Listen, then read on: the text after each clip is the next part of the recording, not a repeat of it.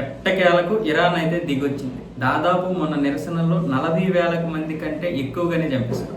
ఆ విషయాన్ని అక్కడ ఉన్నటువంటి ఒక ఇరాన్ వ్యక్తి కూడా చెప్పడం జరిగింది. ట్రంప్ మరి నువ్వెవరితో చర్చలు జరపకు, వెంటనే వచ్చి ఇరాన్ మీద దాడి చెయ్యు, లేకపోతే ఇక్కడ చనిపోతారు. ఇప్పటికే 40,000 మందికి పైగా ఇక్కడ చంపేశారు. ఇక్కడ బాసత్ దళాలు అంటే ఇస్లామిక్ రివల్యూషనరీ గార్డ్స్ కార్ప్ ఆధ్వర్యంలో ఉన్నటువంటి ఈ బాసత్ దళాలు 40,000 మందికి పైగానే చనిపోయారు.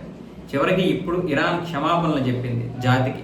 ఆర్థిక సంక్షోభాన్ని మేము గాడిలో పెట్టలేనందుకు సిగ్గుపడుతున్నాము. అలాగే నిరసనల్లో చనిపోయినటువంటి వారికి కుటుంబ సభ్యులు కోల్పోయిన, అలాగే దాడులకి బలైనటువంటి వారు, దాడులకు గురైనటువంటి వారు, వీళ్ళందరికీ యొక్క బాధ నాకు తెలుసు. ఈ బాధను మేము అర్థం చేసుకుంటున్నామంటూ ఇరాన్ అధ్యక్షుడు మసౌద్ పెజిష్కియాన్ అయితే ఇప్పుడు ఒక ప్రకటన చేశాడు. అయితే మేము అమెరికా, ఇజ్రాయెల్ చెబుతున్నట్లుగా అతిపెద్ద మొత్తంలో అణ్వాయుధాలు తయారు చేయడం లేదు.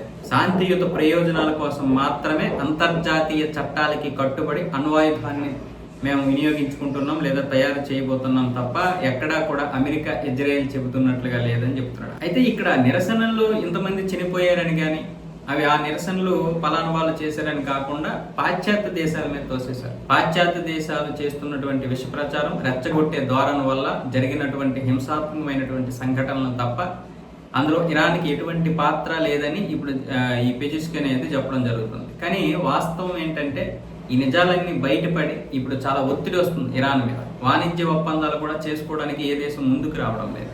పాశ్చాత్య దేశాల్లో ముఖ్యంగా యూరోప్ దేశాలన్నీ కూడా కట్టడి చేస్తున్నాయి. దీంతో పాటు ఇస్లామిక్ దేశాలు కూడా చాలా వరకు వ్యతిరేకంగానే ఉన్నాయి. అయితే ఒప్పందాలు ఏం రద్దు చేసుకోలేదు, కానీ చాలా దేశాలు అయితే ఈ విషయంలో వ్యతిరేకంగా ఉన్నాయి. పైగా ఇప్పుడు అమెరికా ఎక్కడికక్కడ ఆంక్షలు విధించడం వల్ల మరేమో తెలియదు, కానీ మొత్తానికైతే ఇరాన్ అధ్యక్షుడిని ముందు పెట్టి క్షమాపణలు అయితే చెప్పించారు. మరి సుప్రీం లీడర్ అయితే మాత్రం క్షమాపణలు చెప్పడం, కానీ జరిగినటువంటి దారుణాలు మాత్రం మామూలు కాదు.